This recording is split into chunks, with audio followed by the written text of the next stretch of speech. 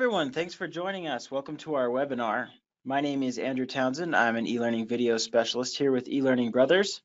Today we're going to be exploring the learning design map, and we're sure you're going to enjoy what we've got to share with you today. This webinar will be recorded. We'll get a copy of it emailed out to all registrants shortly after the webinar, so you can be checking your email boxes later in the day for that recording. We will also post a copy of this webinar on our website later in the week, so you can access it at any time there at elearningbrothers.com.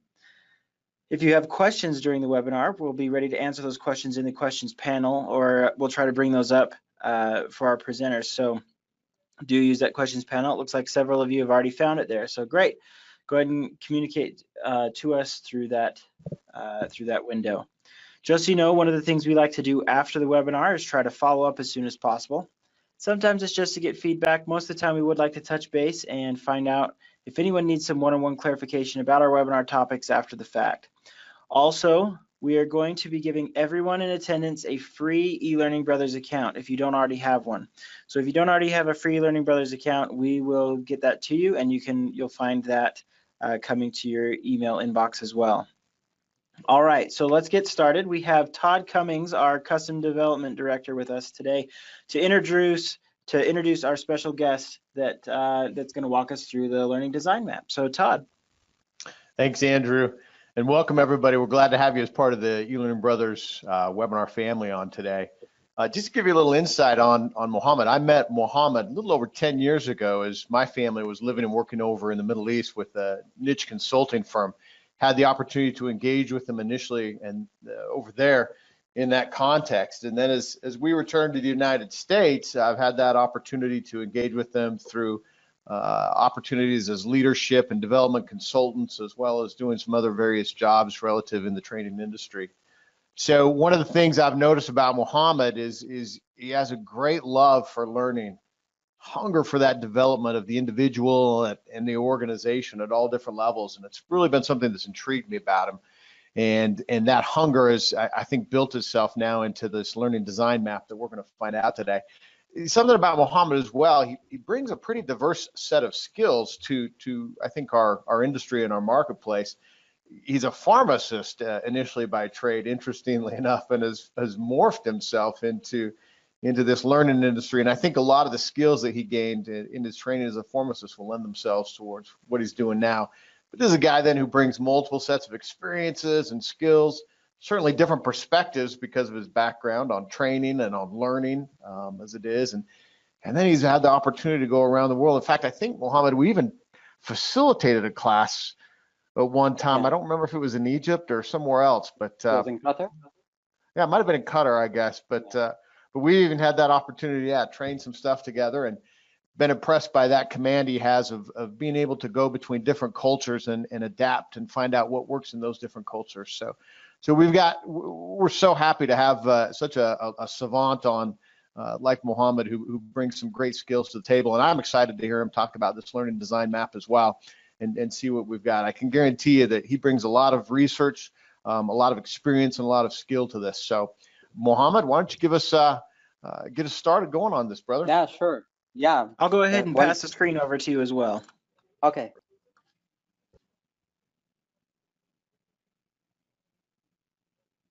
All right, we see it. Looks great. Okay. So I'll first thank you so much, Todd, for the introduction. I'm really thrilled. Welcome, everyone, and thank you for joining us for today's webinar exploring the learning design map. And it's really interesting and exciting to be speaking with you today. So during today's webinar, I will be talking about a guideline, a comprehensive guideline that prevents you from missing any design step. A guideline that you can use in designing new instructor-led training courses, customizing already existing one, or as how I have been using it lately, actually in reviewing and assessing other learning designs. So, and for the purpose of this webinar, we will just be exploring the map and navigating through its different components and learning how to use it, not necessarily reading every single step and component of the map. So, and you'll have at the end of the presentation around 7 to 10 minutes, you will be able to download the map from the handout section go through the different sections and ask me for any clarifications.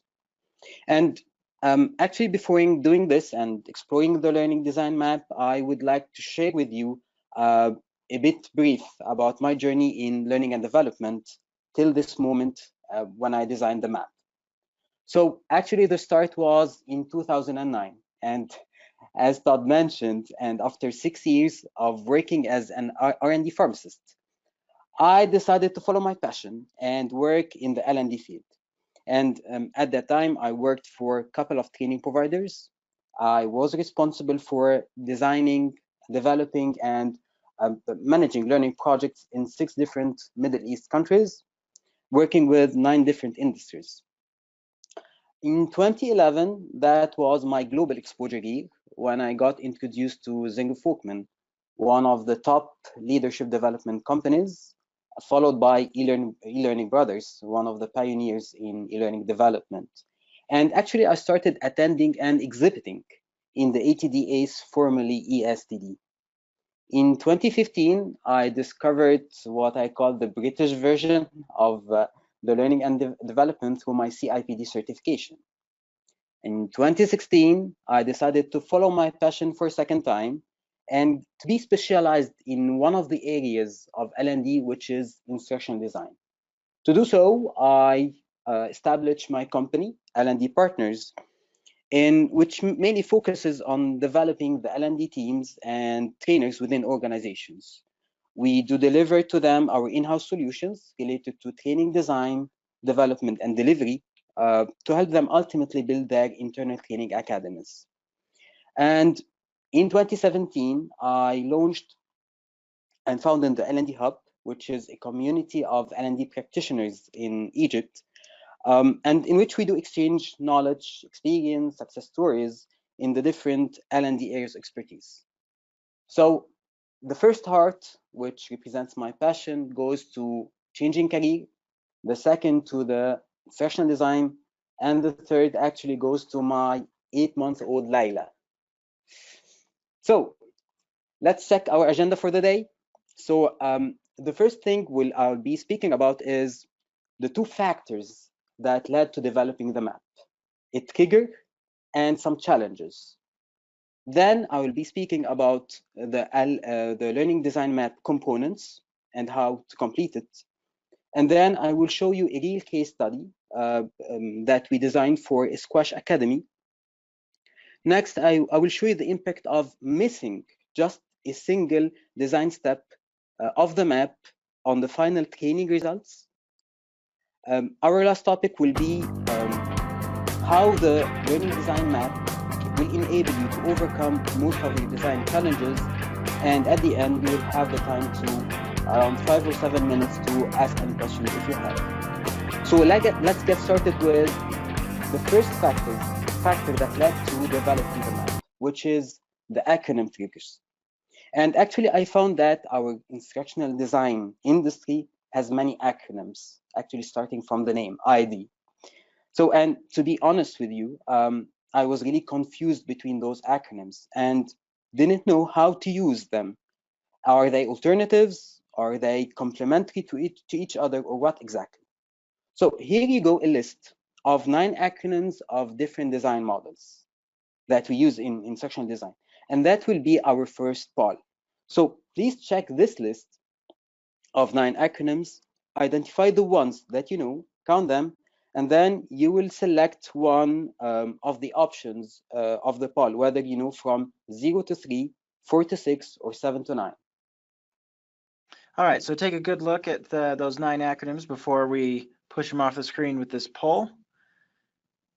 I'll give you guys a few more moments to look over those. All right, so how many of those acronyms do you know? You can go ahead and click right on the screen and let us know.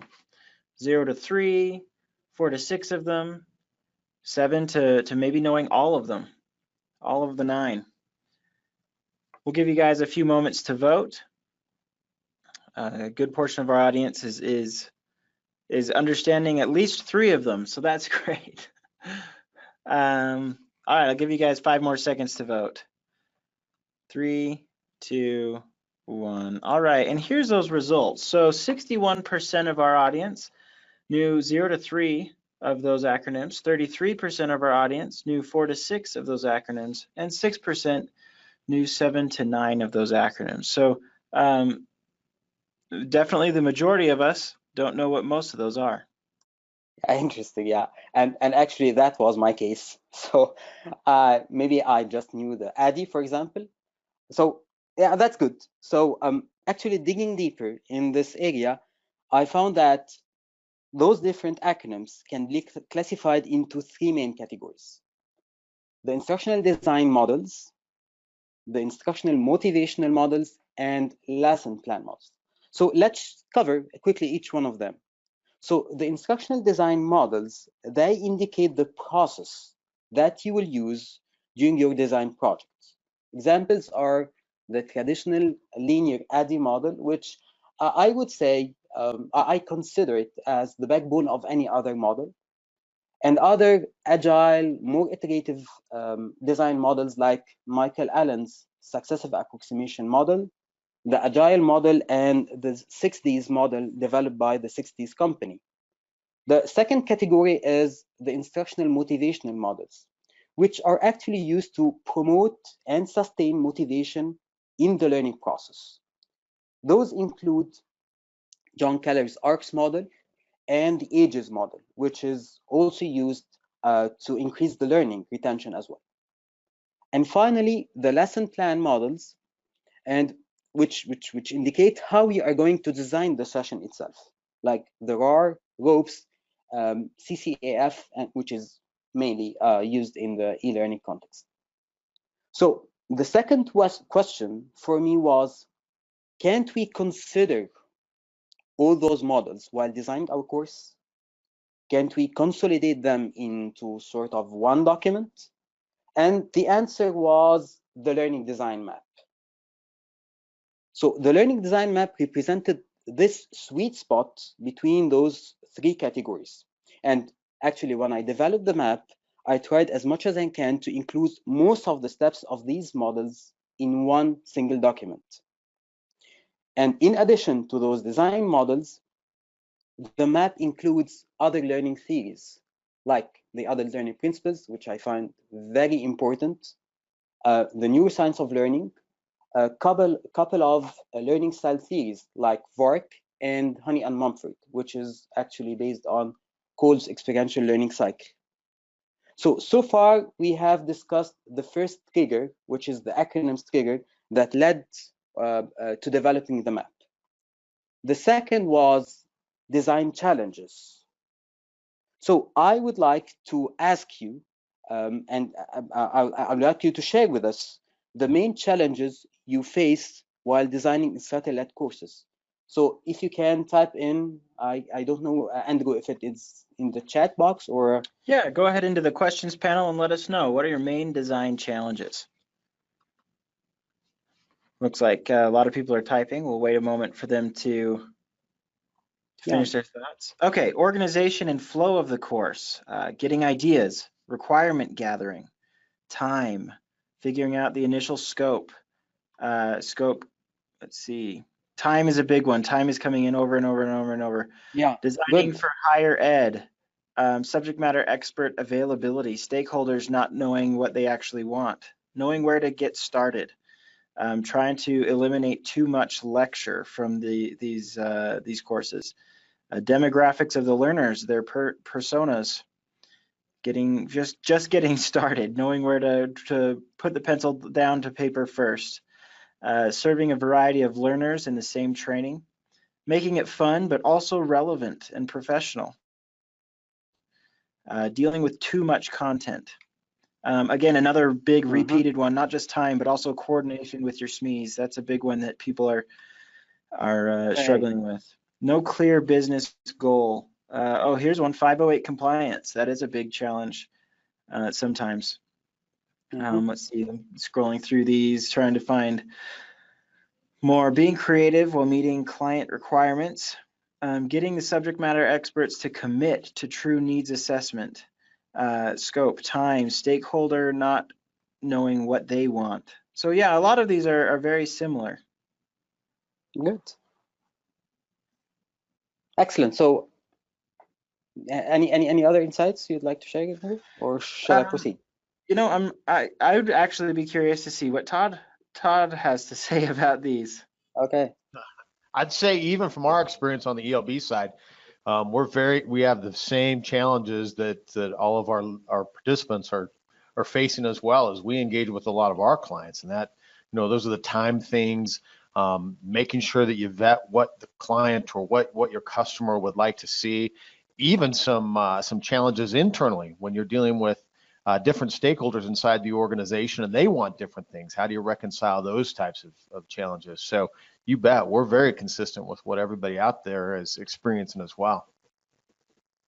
So good. So actually, we in the L&D Hub, we did the very same exercise, and interestingly, we had more or less similar challenges. So here's our main design challenges. Number one, lacking full control on the design process. So if the designer doesn't have the full power or the full control on the design process, this is one of the challenges we face. Number two is related to time. So whether time constrained or spending too much time doing some work, and usually this is because the lack of stakeholders' commitment and alignment. And it was very clear in your comments that you mentioned SMEs and stakeholders coordination. Also, the consistency in designing effective and powerful learning courses. So sometimes you'll be able to design a very powerful course. In other cases, you miss maybe a couple of steps or so, leading to not a very powerful program.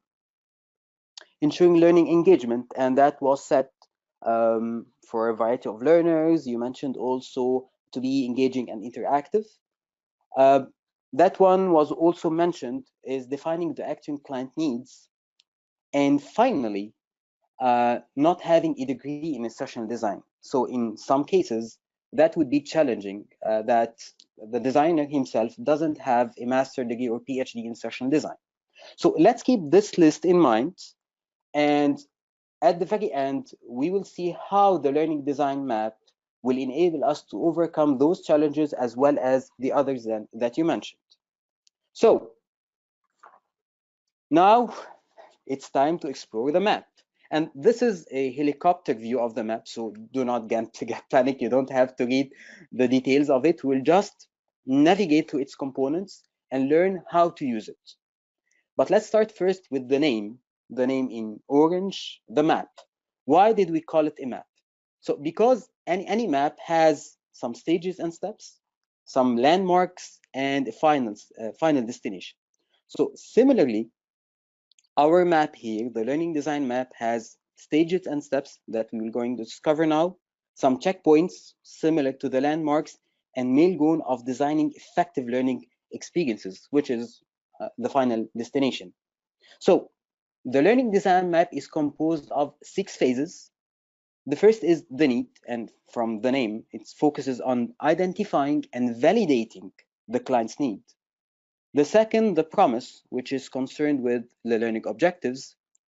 The design includes the content, the theme of the course, and as well as how you're going to design each individual session.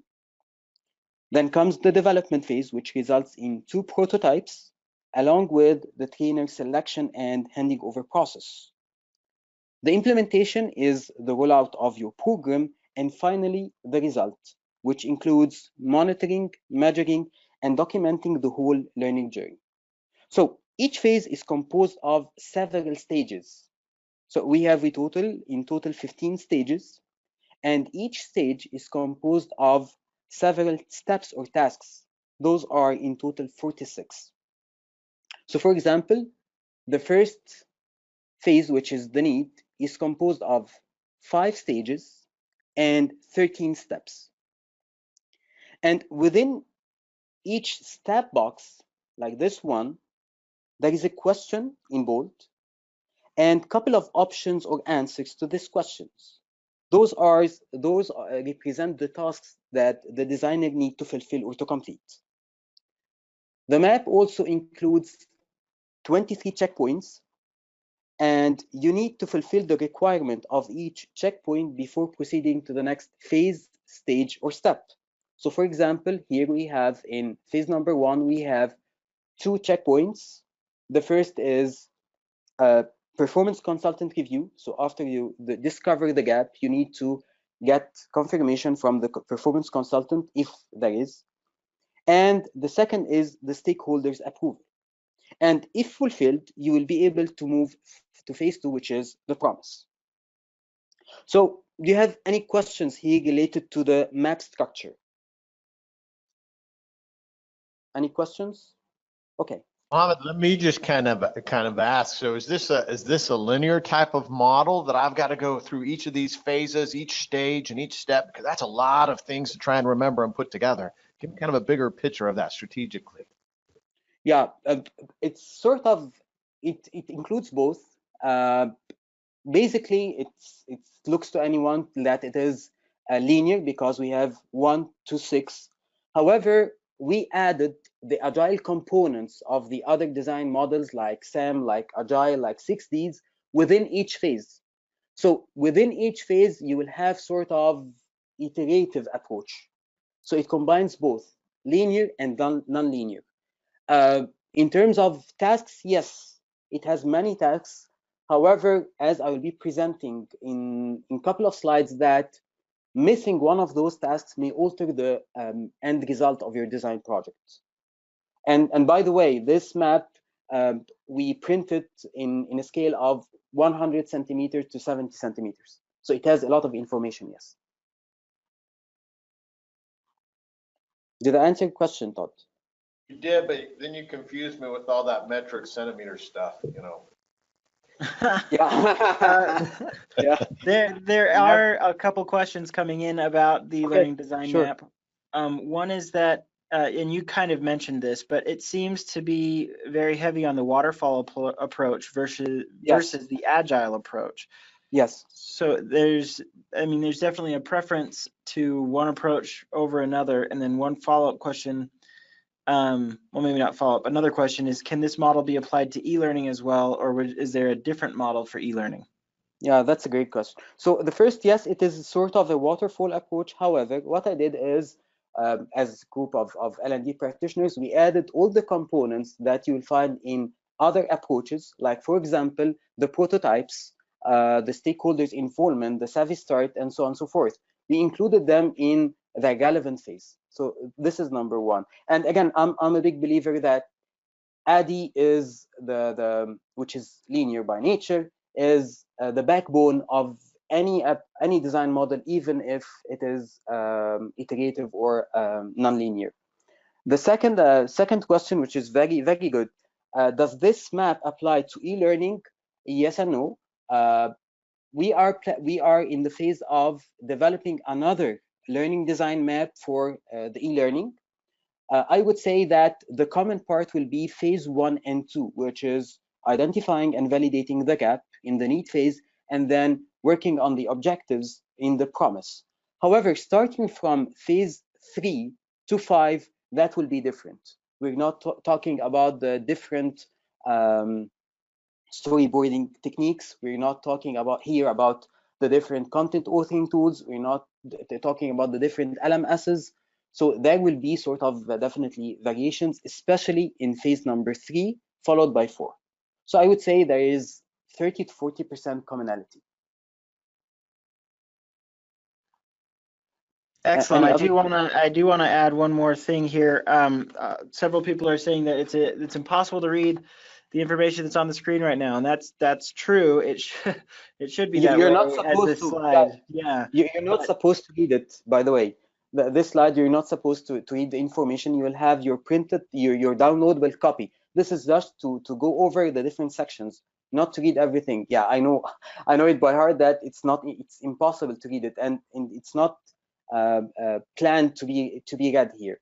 At the end of the webinar, you will have the time to download it and zoom in and read the sample boxes or whatsoever, and then get back to me. So do not worry about that. Okay? Excellent. That's all we've got right now. Okay. So now we will zoom in and see an example of a completed phase. And I chose for you phase number 2, the promise, which is the easiest one. So I will show you a real project that we designed for Squash Academy. But well, we first, should note that the squash in Egypt, they're world champions, I do believe. Are they yeah, still world exactly. Yeah, champions? yeah. Yes. And that what I was just going to say. So giving you a brief about squash in Egypt. So Egypt has been ranked #1 in the world for leagues now in both competitions, men and women. And as a result, most of the clubs now, you can imagine, have internal squash academies. The number of players increased significantly. I started playing squash, by the way, and parents are willing to invest a lot to let their children play squash. However, we do have sort of a problem in the current generation of squash coaches. Not every coach has actually the knowledge, skills, or even the passion to teach squash. It's sort of an easy entry job. You don't have to have a certificate or a license to be a squash coach. So we approached this squash academy and offered our help. And we used the learning design map as our guideline in the design journey. So after completing the first phase of the map, which is the need, and which entails thorough investigation and analysis, we came up with the gaps in the coaches' performances. And it was very clear for us that those coaches considered squash as a source of income, and not necessarily a way to accomplish something or contribute in building the next generation of Egyptian players. No, they had simply no passion and didn't see the value of what they have been doing. So as a result, they haven't tried to improve their knowledge or skills. So I went with my friend Hani to the academy's manager and showed him the program objectives we crafted for them. So let's zoom in and see how to complete a phase. We have here 4 tasks or steps to be completed. The first is the terminal objective, which represents the ultimate goal of your intervention and the most important thing that coaches must master. This will be broken down into set of enabling objectives. From the name, will enable the coaches to master the terminal objective. And for each of those enabling objectives, we identify the domain level, whether cognitive, psychomotor, or affective, and the relevant taxonomy level. And those last 2 boxes help us in selecting the most appropriate learning activity to deliver the content. So here is what we reached. For the terminal objective, we said that easily and effectively transfer squash skills to squash players in an engaging, fun atmosphere. That was broken down into 5 enabling objectives. The first was to value the impact of coaching on success and failure of players. And that was directly related to the coach's attitude towards the job. So the learning domain was affective domain, and the relevant taxonomy level for this objective was level 3 valuing, which by definition means finding worth a certain activity. And in order to proceed to the next phase, which will be designing the learning intervention in itself, we needed to fulfill 2, here you will find 2 and 3, 2 checkpoints. So I go to the checkpoints area and check number 2 and 3. So number 2 says, I need to get the stakeholders' approval. So yes, we met with the manager, as I mentioned, and got his approval on those objectives. And 2 of the most important adult learning principles. So we made sure that the 5 enabling objectives are relevant to the current status of the coaches, and they will solve a current need. So that was an example of how to complete a phase with its stages, tasks, and checkpoints. And I hope you will find it easy when you start using the map in your design project. Now let's see another example that shows the importance of the options mentioned in each task box and how missing one might alter the final result of your learning intervention. So we received 2 similar requests from 2 different companies. One is considered as one of the top 3 telecom operators in the Middle East. And the other is a regional distribution company operating in 6 countries. So in the first case, with the telecom operator, they had 8 internal trainers, and the requester was the L&D manager who wanted to teach them how to design training courses. So we took the manager's request for granted and offered our solution Designopoly. And actually, I started delivering Designopoly, which is a 2-day program. And during the first week, on the first day, I wanted to check how things are going on by asking for the participants' feedback. And here came the shock. Despite the fact that all the learners agreed that the program was engaging, interactive, and value-adding, they said that they will never use what they have learned during their current job. Simply, I discovered that at the end of the day, designing learning courses was not one of their current or even future tasks. So when we got the second, and by the way, as a result of this, the reinforcement follow-up with the learners, in which learners should develop their own design projects and get coaching, was cancelled.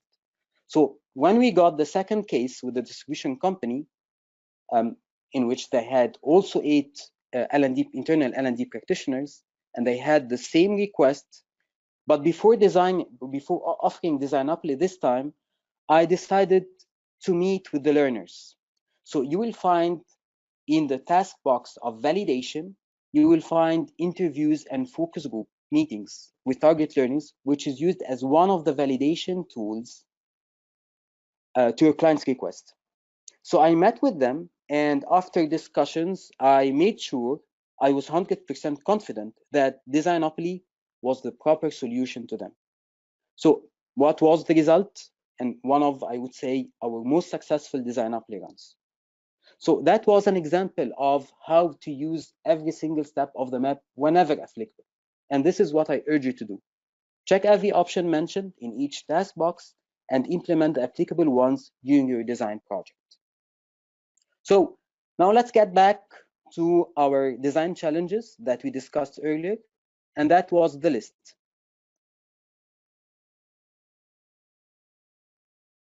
So let's see how the learning design map can actually overcame those challenges. The first, being so comprehensive, the map prevents you from missing any design step, and hence you'll have 2 things. You'll have full control on the design process and will guarantee consistency in designing effective learning programs. The maps consolidates different design models and learning theories, which will enable you again to design effective learning programs and ensures learner engagement. The map, which is very important, considers the different project stakeholders in each phase. So you overcome the problem of stakeholders alignment and commitment, and you prevent losing time in redoing some work. The need phase, which is very detailed, composed of 5 stages, 13 steps, will help you easily identify and define the actual client needs. And finally, the structure of the map makes it very easy for L&D practitioners, even having no degrees in ID, to use it smoothly. So in conclusion, we found that there was a significant difference in the final design outcome when we use or follow a structured guideline compared to when you just improvise your design process. So, do you have any questions related to what we have discussed today? Yeah, a couple questions have come in. One is, do you share this process with your customers? And if so, when? Okay. What else? Another question is, what is Designopoly? That's one person wanted to know more details on that. Okay. And then when using this model to build out project plans, are you ever concerned about overwhelming project owners with such a large map? Okay. So I think this is related to the first question more or less. So no, I do not share the process more or less with the customers. This is for the in-house designers. So just sort we sort of we stick it on the wall, and we just make sure that we fulfill the requirements and the tasks whenever applicable. So that's one. So no, I do not share it with my customers. I just make them informed of whenever you find the checkpoint of stakeholders approval, that means that you're going to share something with them, like the deadlines, like the program objectives, and so on and so forth, but not necessarily the whole process. As for Designopoly, Designopoly is a workshop that we designed a couple of years ago to teach L&D practitioners how to design instructor-led training programs. And if you can see from the name, it's composed of two parts, Design and Opoly, because it's sort of a game-based, or I would say gamified, sorry. It's a gamified program similar to Monopoly. So there is a competition, there are points, and so on and so forth. So we teach them designing learning solutions through a game. And from here came the name Designopoly. What other questions do we have? We have several questions about downloading the learning design map. So it is listed under handouts. You can download it at any time. We have a handful of people that, for one reason or another, aren't able to download it, probably due to its size and firewalls or something like that. So what we'll do is, in the follow-up email later today, we will include a download link for that learning design map that you can zoom in on and see more details about each step. And hopefully that will answer some of your questions. Another question coming in here is, as it relates to the use of the process, or does, let's see, as it relates to success, how applicable is this to projects where the need is undefined? And as it relates to the use of the process, what does excellence look like? Or rather, how do you define success as it relates to the process?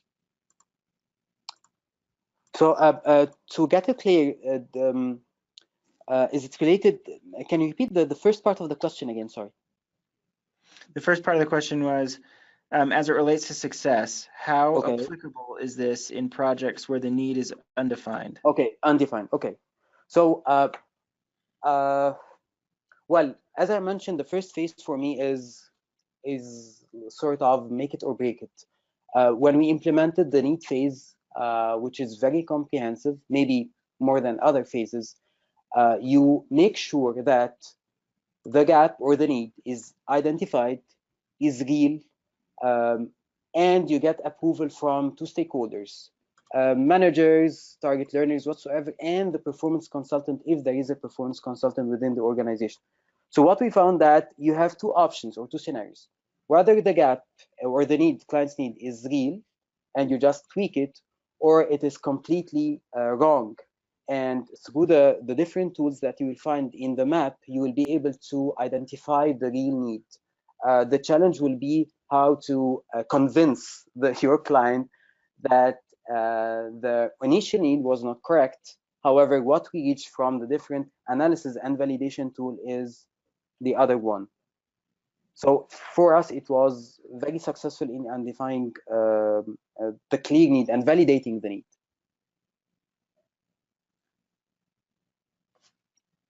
Okay. So, excellent. I'm not seeing any other questions at this time in regards to this. I think everybody's just poring over these resources that you've given us. It is. It's a bit overwhelming. I know as I pull it up and kind of weave through there, it's trying to pull it all together. To me, one of the things that's one of the strengths of this, Mohamed, is certainly a comprehensive reference document at the very least, where I can make sure that I'm addressing some of these critical components of each of the different models and processes that you've pulled in there. So that's a wonderful thing. Yeah, exactly. Yeah, exactly. As I told you, we stick it on the wall and get back to each section and tasks every now and then. So yes. So and actually, since we're talking about the resources we used, and it took us, by the way, more than 6 months to develop the map. So reading many reference books, articles, and taking even instructional design courses. So and to know more about the resources used, you will find attached reference list. So what's next? Well, I'll encourage you to download the map, or I know its size is very big, so maybe Andrew will send you the link to download it. So start using it and get back to me if you have any inquiries or comments, and you can just email me or inbox me through LinkedIn. And stay tuned for the Learning Design Map e-learning version. I believe we'll start working on it, and it will be finalized within months. So I'll keep you informed. And finally, I would like to thank eLearning Brothers for hosting me today, and for the L&D Hub members who contributed in developing the map. Thank you so much. Thank you for joining us, Mohamed. If you wouldn't mind, I'd like to go back one more slide to get your information up on the screen for a little bit longer. Sure. And while that's sitting there, we do have one more question that came up. Mary would like to know, what have you found to be the most difficult situation thus far to apply the map, and how are you able to adapt to the situation? This is a tricky question. Well, I'm expecting to find, I didn't find because we've been doing instructor-led training courses for years. So I didn't find sort of challenges. However, I'm expecting in the e-learning version to find some challenges in the design phase. But so far, I don't have in mind something specific to be mentioned related to instructor-led training courses, honestly speaking. No, I don't have something specific. Okay, that's great. Maybe I would say, I would say again, as people mentioned, maybe working with the SMEs was again challenging. So because you don't have at the end of the day control over them, maybe that was one of the challenges. Yeah. Another question here is, so you're mentioning there on the screen a learning design, the e-learning version is on its way. People would like to know, if they email you, will they be notified when that is released? Yeah, sure, definitely. Yeah. Okay. Sure. Great. So send an email out to Mohamed, and he'll get that information to you. I'm going to go ahead and take the screen back for a moment here. Sure. And Andrew, I think there might be an opportunity for us as Mohamed starts to roll that out. Maybe we set up even another webinar and invite everyone in and go through that one. So there might be another opportunity for everyone to go through it. Yeah. Yeah, that would be great. By all means, come on back, and we'll get that shared with you.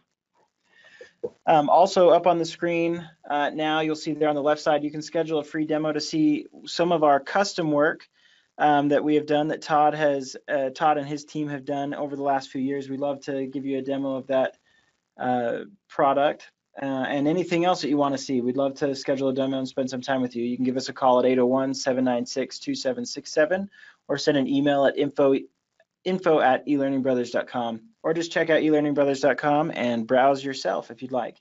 We also have this awesome new product called customizable courseware, courses that put you in control, and we'd encourage you to take a look at those. Learn more at elearningbrothers.com/customizable-courseware. Thank you so much, Mohamed, for spending some time with us today. Sure, it was my pleasure. Yeah, this has been very exciting. Don't forget to download those handouts, everyone, and if they're just not working for you, we will send that out in the follow-up email later today. Thanks, everybody, for joining us, and we'll see you next time. Thank you. Thank you. Thanks, Mohamed. Thank you.